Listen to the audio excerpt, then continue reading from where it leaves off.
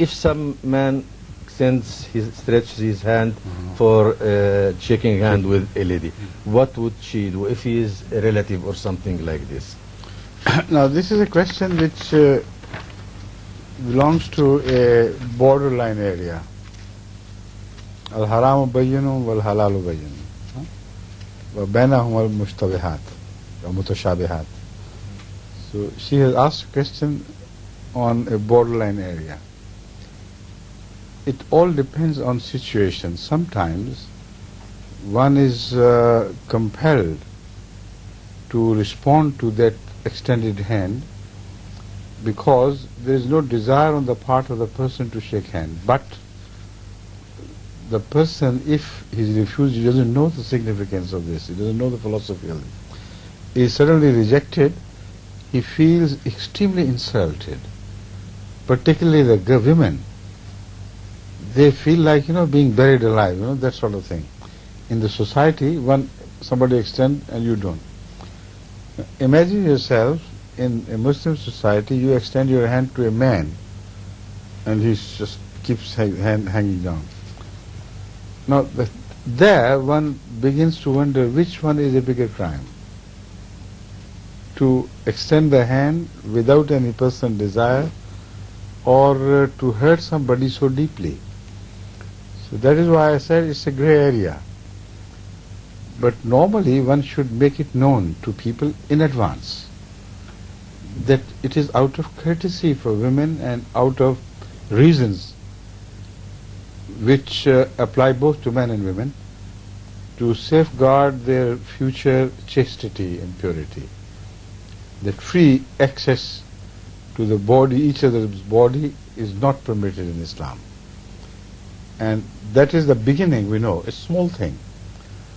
But still the small things can lead to bigger things. And once the society becomes permissive, it takes more permission for itself. So if you do not have that initial desire yourself, and you think it is out of sheer courtesy you owe this to somebody, then maybe this falls into the category of lamam, for which Allah says, I'll overlook you. And maybe it is not even that much. So that is my answer, but you should try to make it known to all non-Muslim friends that this is just a system in Islam for the benefit of both men and women together. With your permission, Hudur, our ladies in Egypt, they overcome this problem. When someone extends his hand, they use their clothes like this. This is shocking. It's so disgusting.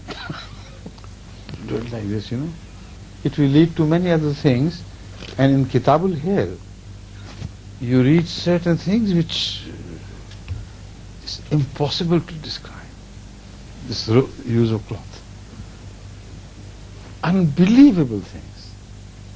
So if it leads to one thing, it may lead to another. If you think it's permissible, still the touch, the warmth, the pressure, they still convey things. So what I have already said is simply honest and logical and sensible. If somebody doesn't have that desire and somebody else out of routine does it, he also may not have that desire. Such is courtesy according to some others, it's their culture. So if you are caught in between the two decisions, not to respond and knowing that then man will be insulted and he would think so badly of Islam afterwards that he may never take interest in this religion. That's the cost you pay for your own piety. So it's your own piety at risk, But when you know it is not at risk, when you know that it is a small, if it's a fault, I do commit many faults, it's a small one, minor one, and it lies on the border of no man's land, neither here nor there. So why to get such price for this small selfish attitude? Here It's not a religious attitude. It's more like a selfish attitude. But normally you can avoid by many ways. I always do by making a courtesy and doing this. Everybody understands. If a lady is coming to you, you know she is going to jut her hand out suddenly. If you say, my lady, thank you, God bless you, she understands. Hindus do it like this, and they understand. You see, they don't criticize Hinduism for that, but the Hindu ladies do this. So even if you do this, they'll understand. So try to do it as far as possible out of within the domain of courtesy, not outside, please.